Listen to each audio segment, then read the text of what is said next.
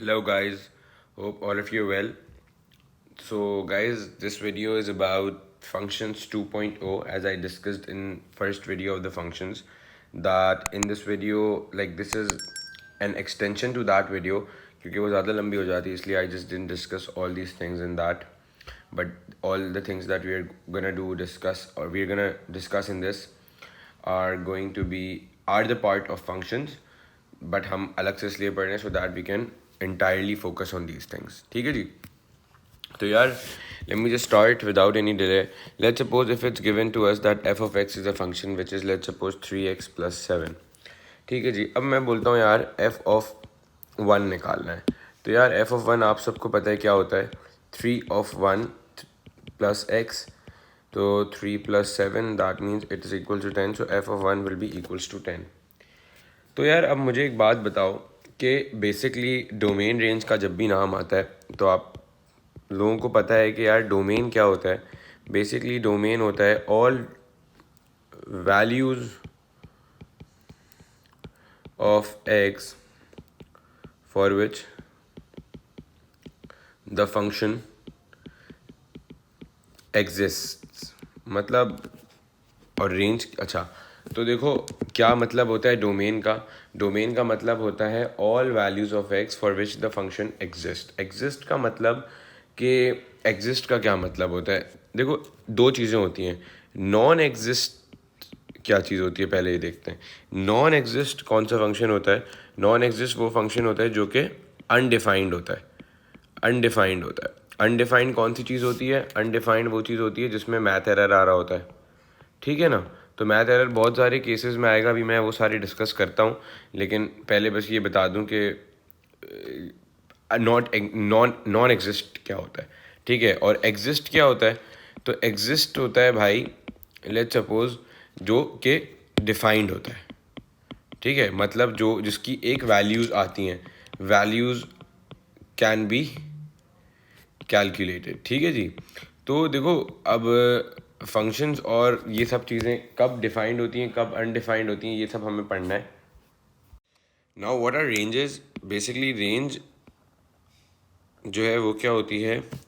Range are all possible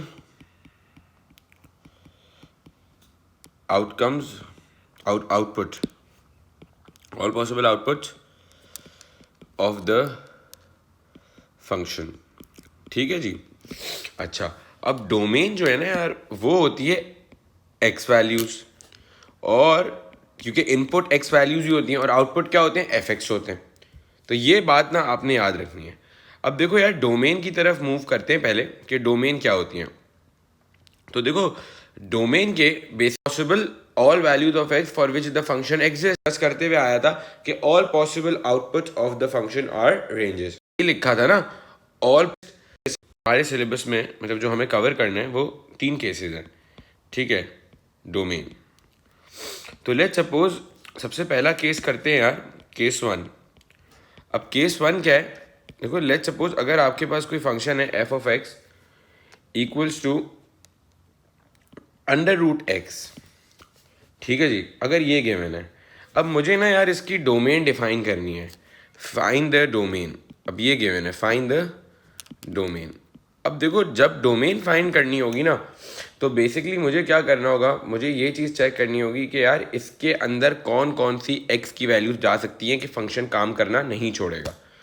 तो यार मुझे एक बात बताओ कि अनडिफाइंड ये एफ ऑफ एक्स जो है ये अनडिफाइंड कब होता है. मतलब स्क्वायर रूट कब अनडिफाइंड होता है. जब वो नेगेटिव हो जाता है. तो यहां पे लिख लेते हैं स्क्वायर रूट्स आर अनडिफाइंड. मतलब यही था ना डोमेन की जब बात करी थी. तो भाई all square roots are undefined when the number inside them is negative. Inside them is negative. अब आप लोग कैलकुलेटर उठा के -4 कर लेना तो आंसर जो है ना मैथ एरर ही आएगा बेटा. Is negative. ठीक है जी. तो देखो in order for the function to work can I say that anything inside the function should be positive. ये चीज़ पॉजिटिव होनी चाहिए in order for this function to exist. तो अगर पॉजिटिव होनी चाहिए तो क्या मैं बोल सकता हूं कि दिस फंक्शन, जो भी यहाँ पे फंक्शन लिखा हुआ है, it should be greater than equal to 0। ठीक है जी। तो अब इसकी डोमेन ऐसे डिफाइन होती है। लेट सपोज, अब मेरे पास एग्जांपल है, दे करते हैं। Let suppose if it's given that F of x is equals to under root X plus 3। तो यार अब मुझे अगर इसकी डोमेन निकालनी है तो मुझे क्या मेक श्योर करना है, मुझे मेक श्योर करना है कि यार ये जो अंदर जो इसके लिखा हुआ है ना, ये जो लिखा हुआ है, ये इसका पॉजिटिव आ जाए। तो दैट मीन्स अगर x की वैल्यूज ढूंढनी है, कि ऐसी वैल्यूज ढूंढनी है जिसके लिए ये चीज़ पॉजिटिव हो जाए, तो that means greater than equal to 0, क्योंकि 0 भी हो सकता है। तो x plus 3 greater than equal to 0 करा, तो x greater than equal to -3। Is that very clear बेटा? तो अब इसकी डोमेन क्या होगी, x greater than equal to -3। मतलब -3 भी हो सकता है, -2 हो सकता है, 1 हो सकता है, और मतलब 0 हो सकता है, 1 हो सकता है, 2 हो सकता है, 3 हो सकता है, कुछ भी हो सकता है, ग्रेटर देन -3। ठीक है जी।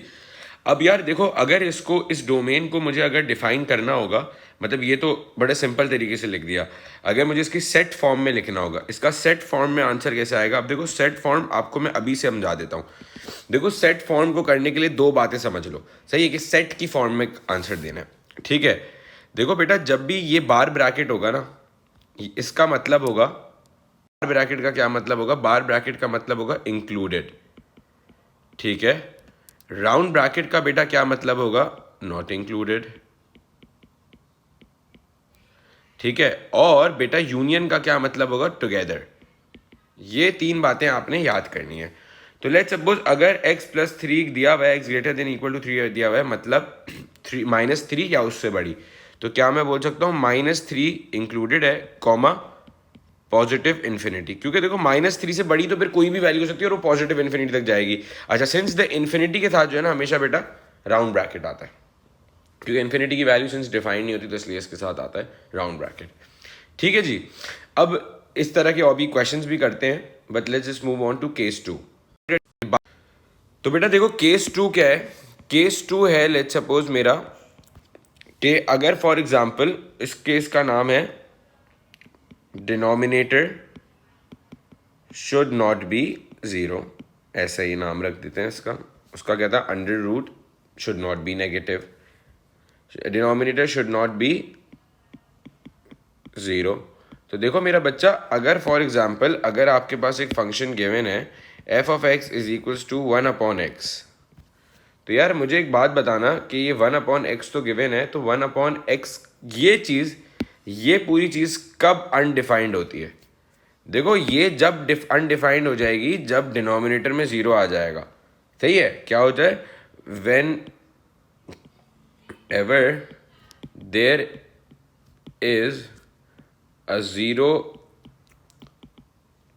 इन डिनोमिनेटर, इसीलिए बोलते हैं कि बेटा डिनोमिनेटर में जो है ना, जब भी जैसे फॉर एग्जांपल कोई एक्सप्रेशन लिखा हुआ है 2x लिखा हुआ है, तो हम क्या बोलते हैं? इसके डिनोमिनेटर में 1 है, क्योंकि ये एग्जिस्ट करता है, 0 नहीं होता बेटा कभी भी।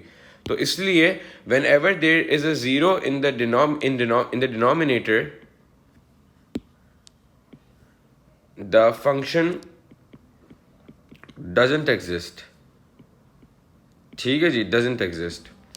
तो देखो मेरे बच्चे, अब क्या सीन है? अब फॉर एग्जांपल अगर आपके पास, अब ये वाला क्वेश्चन ही करते हैं ना पहले, तो देखो इसकी डोमेन क्या हो जाती? इसकी डोमेन हो जाती x should be like, it should not, like whatever is there in the denominator that should not be equal to 0। तो x should not be equal to 0। अब इसकी एग्जाम्पल करते हैं बेटा। लेट्स सपोज मेरे पास given है भाई कि f of x is equal to 1/3x plus 5। अब क्या, अब मुझे x, सारी वो वैल्यूज x की कम मंजूर हैं जिनसे ये 0 नहीं होता। तो दैट मीन्स आप क्या करो, आप इसको 1 नॉट इक्वल टू 0 से इक्वेट कर दो। तो देखो 3x plus 5 should not be equal to 0, -5 and x is equal not equal to -5/3, के मतलब सारी वैल्यूज हो सकती हैं लेकिन -5/3 नहीं हो सकती। तो बेटा एक काम करते हैं, इस रूल के लिए भी एक जनरल रूल बना लेते हैं। यहाँ पे मैं लिख देता हूँ, कोई इतना मसले वाली बात नहीं है। कि देखो भाई क्या लिखते हैं, अब यहाँ पर आ जाओ, इसका रूल लिखते हैं बेटा कि लेट्स सपोज अगर मेरे पास गिवन है f ऑफ x इज 1 कोई भी चीज़ यहाँ पे गिवन होगी तो आपने क्या करना है, आपने इसकी डोमेन फाइंड करने के लिए इसको नॉट इक्वल टू 0 कर देना है। कुछ भी गिवन हो यहाँ पे, कुछ भी, कोई भी फंक्शन हो, लाइक कोई भी फंक्शन हो, ठीक है, तो आपने इसको क्या करना, उसको नॉट इक्वल टू 0 कर देना है, ठीक है जी। अच्छा जी, उसके बाद लेट्स मूव ऑन टू, अच्छा इसकी डोमेन, सॉरी, अगर if you want to write down the domain of this in the form of like set form में लिखना है, तो यार इसका इतना सेट फॉर्म में से आता नहीं है, लेकिन फिर भी देख लो यार, नेगेटिव इन्फिनिटी से शुरू होंगे और -5/3 पर आएंगे, लेकिन -5/3 इंक्लूडेड नहीं होगा। फिर बेटा यूनियन बना दो, फिर उसके बाद -5/3 लिखा आपने, और फिर कॉमा, फिर पॉजिटिव इन्फिनिटी तक वापस जाएंगे। लेकिन देखो बेटा, इस पूरे के पूरे केस में आपके पास राउंड ब्रैकेट्स ही बने रहेंगे, कभी भी बार ब्रैकेट नहीं बनेगा, क्योंकि -5/3 पर आए होंगे।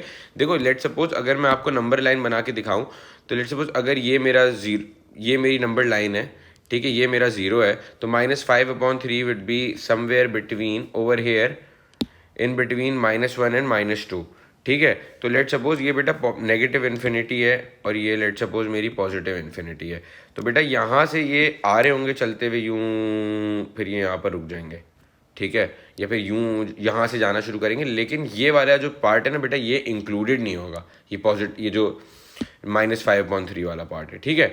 और या फिर इसके आगे होगा, या फिर इसके पॉजिटिव इन्फिनिटी तो पीछे आएंगे, लेकिन ये इंक्लूडेड नहीं होगा, this is not included, like this thing, this point not included, तो इसलिए हमने राउंड ब्रैकेट्स बना देने, ठीक है जी। So that's it for the domain, सही है जी। अब नाउ लेट्स टॉक अबाउट कि अब रेंजेस में क्या होता है, ठीक है। तो डोमेन के देखो यार, दो ही केसेस हैं। पहला केस क्या है कि भाई दो ही तरह के फंक्शंस आ सकते हैं जो एग्जिस्ट नहीं कर सकते, बाकी तो फिर सिंपल फंक्शन होते हैं उनमें तो सारी वैल्यूज आ सकती हैं, उनके आउटपुट भी आ सकते हैं। बस तुम लोग ये सोचना कि जब भी डोमेन आए कि यार अंडर रूट है तो वो नेगेटिव नहीं होना चाहिए उसके अंदर वाली चीज, तो it should be greater than equal to 0 कर देना, क्योंकि वो 0 या 0 से बड़ी वैल्यू। और नीचे वाली जो चीज है ना, वो क्या नाम है, डिनोमिनेटर, जब भी कोई फंक्शन आ जाए जिसमें डिनोमिनेटर में कोई फंक्शन हो, तो उसको बस ये चेक कर लेना कि वो 0 कहाँ पर हो रहा है, तो वो सारी वैल्यूज होंगी, लेकिन वो वाली वैल्यू नहीं होगी जिसपे वो बस 0 होता है, ठीक है। Is that clear? चलो let's move on to range का केसेस। अब रेंज क्या था पीछे, so now let's move on to range की बात। तो यार रेंज किस क्या होती है, रेंज इज बेसिकली f(x), ठीक है।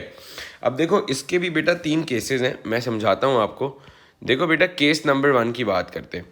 देखो पहला केस जो होता है ना, जब कभी भी रेंज आपके पास आ जाए, ठीक है, तो देखो पहला केस क्या होगा, वो होता है f(x) इज √x, सही है। अब अगर आपको इसकी रेंज बतानी है, तो यार आपको पता है यार कि इस फंक्शन में आप कुछ भी डाल दो, कुछ भी पॉजिटिव डालो तो ये काम करेगा, लेकिन काम करने के बाद बेटा आंसर भी हमेशा पॉजिटिव ही देना है इसने, ठीक है। इस फंक्शन ने आंसर क्या देना है, पॉजिटिव ही देना है।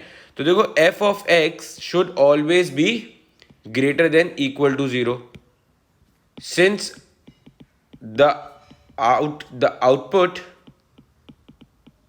विल ऑलवेज बी पॉजिटिव, मतलब 0 या 0 से बड़ा ही आता है आंसर, क्योंकि अंदर अगर इसके नेगेटिव अंदर कुछ राय नहीं कर सकता ना, मतलब इसके अंदर कुछ नेगेटिव जा ही नहीं सकता, नेगेटिव जब होगा ही नहीं इसके अंदर, अगर कोई नेगेटिव वैल्यू होगी तो नेगेटिव आंसर कैसे आएगा, since the output will always be positive. तो लेट सपोज अगर मैं आपको, सही है, तो अगर इसका रूल डिफाइन करना हो तो क्या होगा, f(x) is equal to under root कोई भी फंक्शन हो, तो आपने याद रखना है कि f(x) is always greater than equal to 0, ठीक है। अच्छा अब एक एग्जांपल कराते हैं यार, इसका जल्दी से देखते हैं कि एग्जांपल में, लेट सपोज अगर मेरे पास एक एग्जांपल दिया हुआ है f(x) is equal to √2x² + 5। अब देखो मुझे एक बात बताओ, तो आपको बेटा रेंज की, आपको आउटपुट की फिक्र करनी है इस वक्त, आपको रेंज की नहीं करनी, अगर वो डोमेन की नहीं करनी। तो अगर आपको डोमेन करना, तो आप ये मेक श्योर करते कि सारी वो वैल्यूज होंगी जिससे ये चीज़ ग्रेटर देन इक्वल टू 0 आ रही है, ठीक है। अच्छा अब लेकिन अगर अब आपको डोमेन की फिक्र करनी है, तो आपकी बेटा रिगार्डलेस तो कुछ भी हो डोमेन, लेकिन रेंज तो बेटा इसका आंसर तो पॉजिटिव ही आएगा ना, ग्रेटर देन 0 ही आएगा, ठीक है जी। तो ये हो गया पहला केस डोमेन का। Let's talk about second case on this page only. देखो बेटा केस नंबर 2 क्या है, केस नंबर 2 इज कि जब कभी भी आपके पास कोई स्क्वायर्ड फंक्शन हो, सही है, कोई फॉर एग्जांपल कोई स्क्वायर्ड फंक्शन हो, ठीक है, लेट्स सपोज कोई एक्स स्क्वायर हो। अब यार देखो इसका आंसर भी सेम ही है ना भाई, F of x is always greater than equal to zero. क्यों, इसमें कोई भी नेगेटिव डालो कोई भी पॉजिटिव डालो तो इसका आंसर क्या होगा, पॉजिटिव ही होगा। तो इसीलिए कभी भी एफ रूल बनाते हैं बेटा कि f of x is for example कोई भी चीज अंदर, कोई भी चीज इस तरह से ब्रैकेट में हो और उसके ऊपर स्क्वायर लगा हुआ हो, तो भाई इसका डोमेन क्या होगा, F of x greater than equal to, मतलब पॉजिटिव ही आंसर आना है, ठीक है। अच्छा, let's discuss a few examples जो हमने पीछे करे हैं अभी, उनके कुछ एग्जांपल्स देखते हैं। देखो लेट्स सपोज अगर एफ ऑफ एक्स दिया हुआ है कि under root X plus three, ये दिया हुआ है, थ्री के ऊपर रूट नहीं है, ठीक है। तो बेटा इसकी डोमेन अगर रेंज अगर उसने डायरेक्टली पूछ ली तो आप क्या करोगे, देखो आपको पता है कि इस चीज से आंसर आएगा जीरो या जीरो से बड़ा, ठीक है।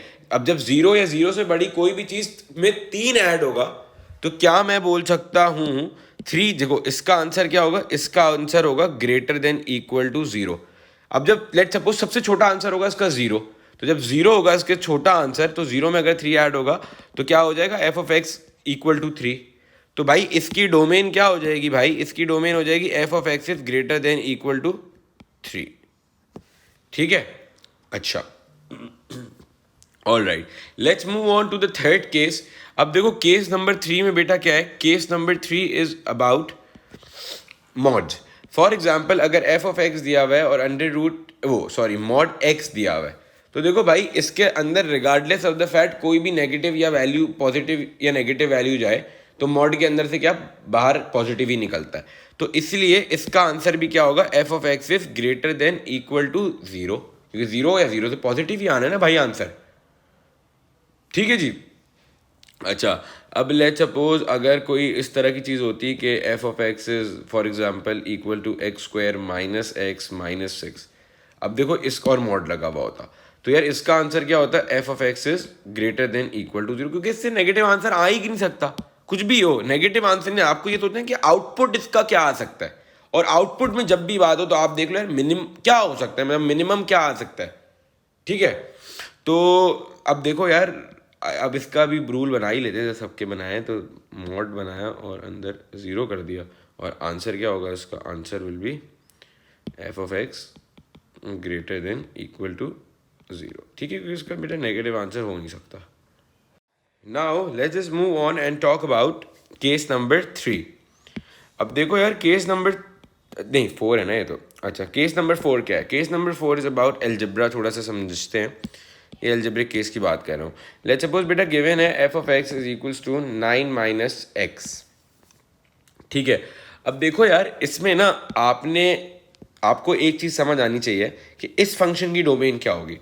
देखो बेटा कुछ वैल्यूज़ डालता हूँ, लेट्स सपोज एक्स की ना बड़ी वैल्यूज़ डालना शुरू करते हैं, ज़ीरो डालते हैं, तो यार वाई की वैल्यू क्या आएगी, वाई की वैल्यू आएगी 9, 1 डालता हूँ तो आएगा 8, 9 माइनस 1 इज 8, 2 डालता हूँ तो आंसर आएगा 7, 5 डालते हैं तो 9 माइनस 5 4। अब देखो लेट सपोज इस तरह से ना मैं डालता हूँ 10,000 डालता हूँ, चलो तो 1000 minus 9 minus 1000 will be negative 991, negative 991, ठीक है जी। तो इसी तरह से नेगेटिव 991 आ रहा है। तो आप देखो एक बात नोटिस करो कि कोई भी वैल्यू डालो, एक्स की कोई भी वैल्यू डालो, तो वाई का आंसर जो है ना, वो एफ ऑफ एक्स का आंसर जो है वो 9 से छोटा ही आ रहा है। क्यों, क्योंकि देखो बेटा वो चीज़ ना, आप यहाँ पे जितनी बड़ी भी वैल्यू डालोगे ना, वो जब 9 में से वो माइनस होगी, ठीक है, तो 9 से माइनस होगी तो मतलब लेस ही होगी, 9 से, 9 के नीचे ही होगी वो, ठीक है। तो इसीलिए बेटा इसका आंसर क्या हो जाएगा, f of x is less than equal to 9, क्योंकि 9 से बड़ी वैल्यू नहीं आएगी। तो इस तरह के केसेस में आप इस तरह का आंसर दे दोगे। अब लेट सपोज इसका आंसर क्या होता, एक्स स्क्वायर। अब देखो एक्स स्क्वायर का क्या आ सकता है, सबसे छोटा आंसर 0 आ सकता है, तो 0 में अगर 5 ऐड हो गया तो मतलब 0 मिनिमम आंसर आ सकता है इसका। 0 में अगर 5 ऐड होगा तो मतलब इस पूरे फंक्शन का मिनिमम आंसर हो जाएगा भाई, sorry, greater than equal to 5, ठीक है जी। अच्छा, अब ना Now let's move on to the questions. अच्छा जी, now the questions is define the domain of the following function. देखो भाई अगेन किसका केस है, डिनोमिनेटर वाला केस है, तो यार इजी, डिनोमिनेटर जीरो नहीं होना चाहिए, वो सारी वैल्यूज जिसमें डिनोमिनेटर जीरो ना हो, तो भाई नॉट इक्वल टू जीरो से इक्वेट करो डिनोमिनेटर को, तो x is not equal to -2/5, that means कि -2/5 नहीं होना चाहिए, तो क्या हो जाएगा डोमेन, अच्छा ना होना चाहिए ना, अभी बोले डोमेन को डिफाइन कर दो, तो ना होने वाली चीज के मतलब ये नहीं होना चाहिए, तो अब या फिर आप इसको ऐसे लग सकते हो कि भाई domain should not be equal to this, तो आप इसका आंसर बी हो जाएगा। अच्छा जी, let's look at find the domain of the following function f of x equals to √2x² - 50। अब वापस से देखो यार मसला क्या है, मसला ये है कि भैया वो बोल रहे हैं कि 2x² - 50 कि उनको डोमेन चाहिए, ठीक है। अब यार मुझे पता है यार कि ये अंडर रूट का केस है, तो ये नेगेटिव नहीं होना चाहिए, सारी वो वैल्यूज डालनी है एक्स की, so 2x² - 50 is greater than equal to 0, zero हो सकता है, जीरो से छोटी नहीं हो सकती अंडर रूट की वैल्यू, तो एक्स की वैल्यूज निकालनी है, तो 2x² - 50 को उधर ले जाएंगे मेरे बच्चे, तो what it will become, it will become 2x² greater than equal to 50, x² greater than equal to 25। अब जब इधर गया होगा स्क्वायर, तो it would have become x² + -5, that means x greater than equal to 5 और x greater than equal to -5। देखो बेटा domain निकालनी है, x की वैल्यूज निकालनी है, तो अब ग्रेटर देन का केस था तो इंक्लोज तो नहीं होंगी, डिसकंटिन्यूअस होंगी, तो दैट मीन्स छोटी क्या करो, छोटी वाली के इस तरह से लिख लो ना, क्या बताया था बेटा, पहले इसको डिफाइन करने के लिए ग्रेटर देन का केस है ना, तो x बनाओ बीच में, ग्रेटर देन इक्वल टू बनाओ, छोटी वाली वैल्यू बेटा आप यहाँ पे रख दो और बड़ी वाली वैल्यू आप यहाँ पे रख दो, तो final answer would be x less than equal to -5, x greater than equal to 5। ये मैंने इनइक्वालिटी वाली वीडियो में समझाया था, तो बेटा ए आंसर हो जाएगा। अच्छा जी, let's look at find the domain of the function f of x is equal to 1/√2x² - 50। अब देखो यार मसला क्या है इस सवाल में, इस सवाल में मसला ये है कि डिनोमिनेटर में एक तो फंक्शन है, चलो भाई अब फंक्शन, अब हमें दो चीज़ों का ख्याल रखना है यहाँ पे कि भाई अंडर रूट के अंदर जो चीज़ है वो भी ग्रेटर देन इक्वल टू 0 आए, और डिनोमिनेटर भी जो है ना, डिनोमिनेटर में जो है ना फिर वो भी 0 के बराबर ना हो, ऐसे ही है। तो देखो बेटा पहले ना आप लेट्स जस्ट लुक एट कि डिनोमिनेटर 0 के बराबर ना हो, तो देखो डिनोमिनेटर अगर 0 के बराबर ना हो तो बेटा -50x नॉट इक्वल टू 0 होना चाहिए, तो बेटा स्क्वायर रूट बेटा उधर जाएगा तो वो स्क्वायर 0 ही रहेगा, ये हो जाएगा x² is equal to √50 and x² is equal to 25 not equal to x not equal to 5, 5 नहीं होना चाहिए, ठीक है, या +-5 दोनों ही नहीं होना चाहिए बल्कि अंडर रूट, सही है जी। तो बेटा अब देखो आपने क्या करना है कि अब आप आओ, अब आप देखो कि अंडर रूट भी 0 नहीं होना चाहिए, तो अंडर रूट अगर 0 नहीं होना चाहिए तो that means 2x² - 50 should greater than be equal to 0। तो बेटा इसको जब सॉल्व करा था, अभी पीछे वाले सवाल में ही करते हुए आए, तो मेरे दो आंसर आ रहे थे x less than equal to -5 और x greater than equal to 5। अब देखो बेटा आप सिंस यहाँ पे दो कंडीशंस लग रही हैं, तो आप क्या करोगे, आप यहाँ पे -5 वाली बात को भी, वो x नॉट इक्वल टू +-5 दोनों को आपको बेटा इन दोनों चीज़ों को आपको ना लिख के चलना है। तो यार जब वो बोल रहा है कि नॉट इक्वल टू +-5, तो आप इनइक्वालिटी के नीचे से बेटा ये हटा दो, क्योंकि 5 नहीं होगा फिर, मतलब क्योंकि 5 होगा ना तो फिर वो 0 भी हो जाएगा, तो इसलिए आप ये हटा दोगे और this will be your answer. क्योंकि देखो वो बोल रहा है कि एक कंडीशन तो देखो उसकी है ना कि भाई ग्रेटर देन इक्वल टू 0 होनी चाहिए, तो यार इसकी कंडीशन फिर डिनोमिनेटर वाली कंडीशन भी है, तो दोनों कंडीशन कंबाइंड होके ना एक म्यूचुअल कंडीशन बनेगी, और वो ये है कि भाई x लेस देन -5 हो जाए, ग्रेटर देन 5 हो जाए, लेकिन 5 नहीं होना चाहिए, इवन दो अंडर रूट के केस में ग्रेटर देन इक्वल टू 0 आता है, बट सिंस यहाँ पे दो कंडीशंस हैं तो वो दोनों को देख के सेटिस्फाई करेगा, ठीक है जी। अच्छा जी, let's look at this question, what is the range of the function for which the relation is defined by 1,2, 3,5, 4,7, 9,12। अब देखो यार वो पूछ रहे रेंज क्या होगी इसकी, तो बेटा जब 1 डाला इनपुट तो 2 आया, 3 डाला तो 5 आया, 4 डाला तो 7 आया, 9 डाला तो 12 आया, तो that means the range of this function will be D because it's talking about the outputs. D R all the output stated. That's all. Again, let's look at this question. Find the range of f of x equal to 25 minus 2x square.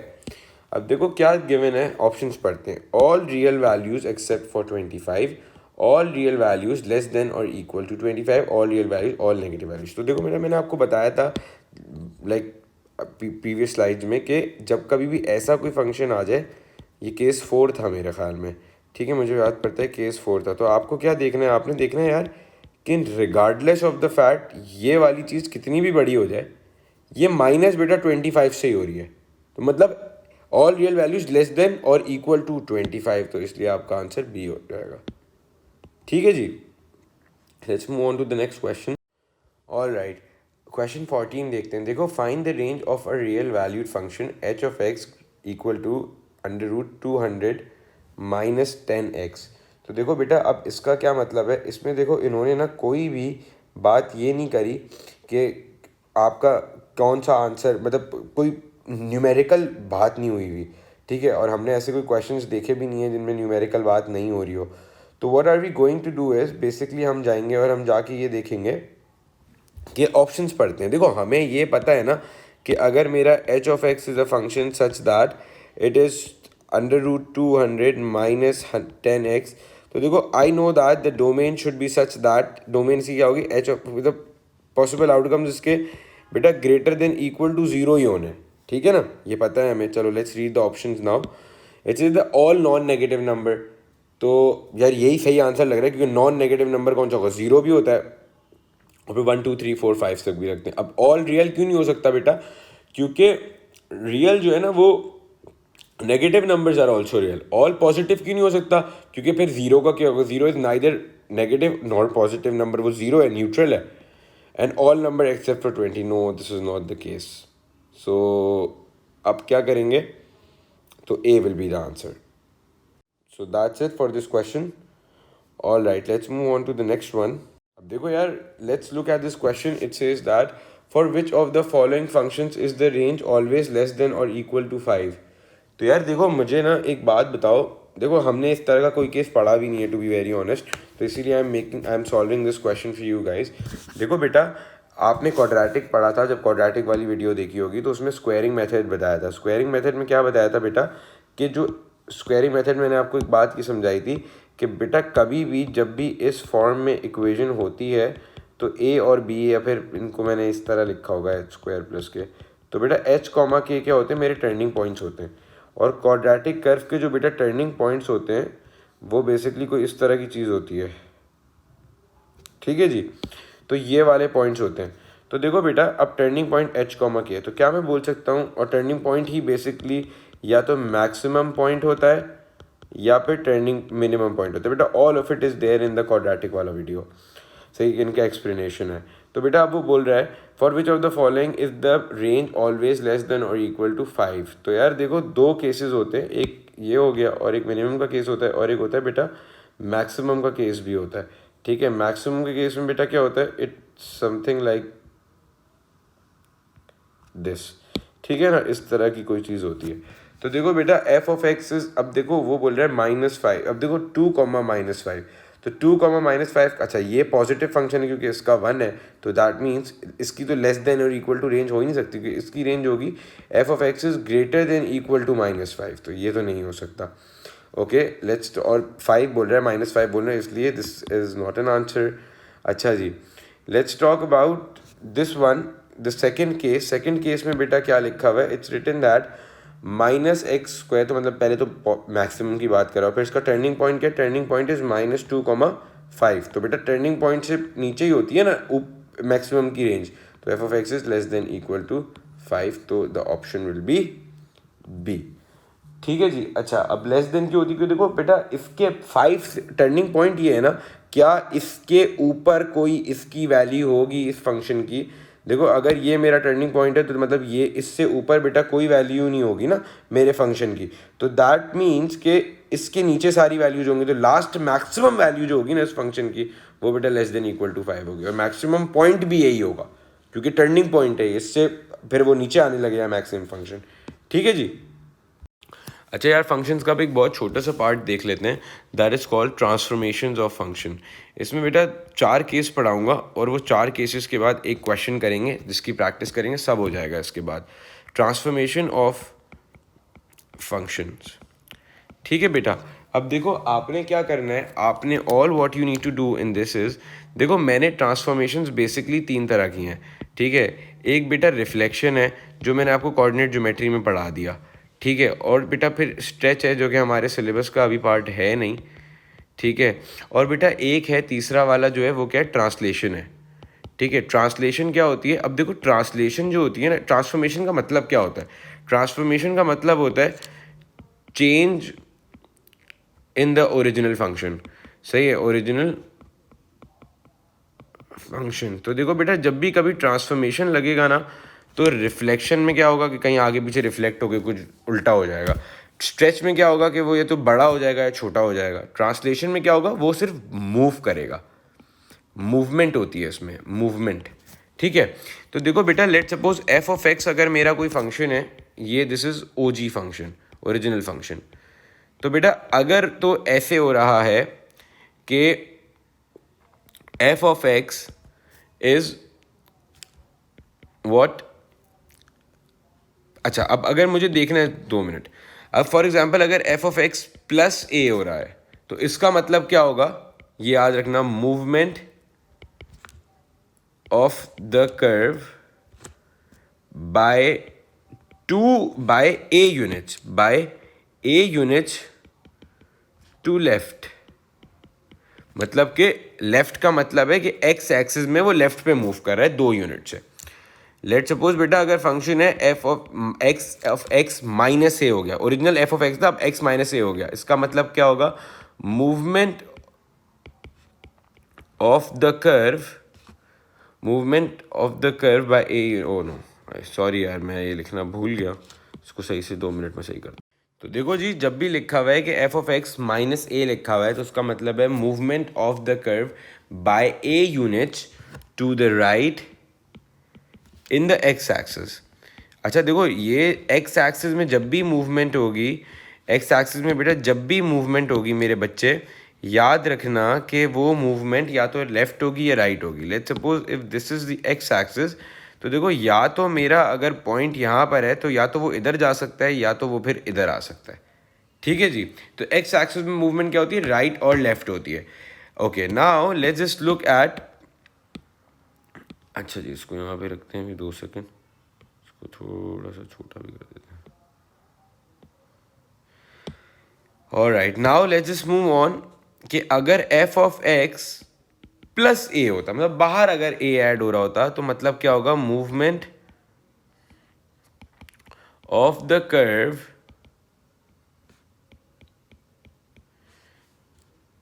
Bye a units upwards, by a unit upwards in the y-axis, in the y-axis। अगर for example given होता है F of x minus a, तो क्या होता है, movement of the curve by a unit downwards in the y axis, ठीक है जी। तो देखो यार जब भी x प्लस से हो रहा है तो मतलब वो लेफ्ट पे मूव कर रहा है। अच्छा एक्स एक्सिस में पॉजिटिव है, एक्स एक्सिस में देखो पॉजिटिव है, प्लस हो रहा है तो हमें लगता है यार राइट पे करना चाहिए, आगे जाना चाहिए, नहीं वो पीछे जा रहा है। लेकिन जब माइनस हो रहा है तो वो आगे जा रहा है। एफ और वाई एक्सिस में सीधा है कि अगर प्लस हो रहा है तो ऊपर जा रहा है, माइनस हो रहा है तो नीचे आ रहा है, ठीक है। अब एक सवाल करते हैं फिर देखते हैं क्या सीन है। स्टार्ट विद ए, देखो 24a अगर दिया हुआ है, let's suppose it is given that F of x is 3x square plus 7, find the new equation when the graph is move 3 units to the right. तो यार 3 यूनिट्स टू द राइट का मतलब है कि एफ ऑफ एक्स माइनस 3 हुआ होगा, तो -3 जब हुआ होगा तो क्या होगा, 3 इंटू एक्स, -3 हो गया होगा एक्स की जगह और स्क्वायर हो गया होगा, फिर क्या होगा 3 into x square -6x + 9 + 7, that means it would be 3x square - 18x plus 27 plus 7, that means 3x square minus 18x plus 34. That's all. तो ये आंसर होगा. ठीक है जी. Let's talk about the B part. The graph is moved 3 units to the right. तेरे कोई tension ही नहीं है. f of x plus 3 ले लो. राइट पे मूव हो रहा है तो नेगेटिव साइन आता है क्योंकि ऑपोजिट होता है. तो 3x plus 3 whole square plus 7 हो गया. ठीक है. अब इसको एक्सपैंड कर दोगे, कोई इतना मसला नहीं है. The graph is move 3 units upward. Upward जब भी मूव होगा तो एफ ऑफ एक्स में नहीं, उसके बाहर ऐड होगा. कितना? 3 यूनिट अपवर्ड, तो प्लस आएगा. तो 3 into x square plus 7 plus 3, क्योंकि एफ ऑफ एक्स आपने लिख दिया पूरा प्लस 3, तो that means 3x square plus 10 हो गया. ठीक है जी. The graph is move 3 units downward, so negative आएगा बेटा. That means it is become 3x square plus 7 from minus 3, that means 3x square plus 4. Simple. Let's look at E now. The graph is moved 4 units to the right and 5 units upward. तो बेटा 4 units to the right का मतलब x minus 4 होगा और 5 units upward मतलब 5 add होगा. तो 3 into x minus 4 whole square plus 7 तो है, लेकिन बेटा 5 बाहर ऐड हो रहा है क्योंकि now this is the new function. पहले वो राइट पे गया होगा, फिर वो ऊपर भी गया होगा. That means 3 into x minus 4 whole square plus 12. So this is the final answer for the transformation. अच्छा जी. So guys, this is it for the functions 2.0. अच्छा, और I just want you guys to do the remaining questions for the transformation and domain ranges also. बड़े सुकून से समझ के करना. यही जो 3-4 केसेस पढ़ाएं, that's all what is going to be there. Transformations में भी, ट्रांसफॉर्मेशन में ट्रांसलेशन वाले यही हैं. कोऑर्डिनेट ज्योमेट्री में रिफ्लेक्शंस किए हुए हैं, और तो एक सवाल भी है जो कोऑर्डिनेट ज्योमेट्री और रिफ्लेक्शन का दोनों का है स्प्रेडशीट में, वो भी आप लोग सॉल्व करना. और लाइक फिर इंशाल्लाह you guys will ace it after doing the worksheet. So that's it for the video. See you guys in the next video. Good luck. Take care.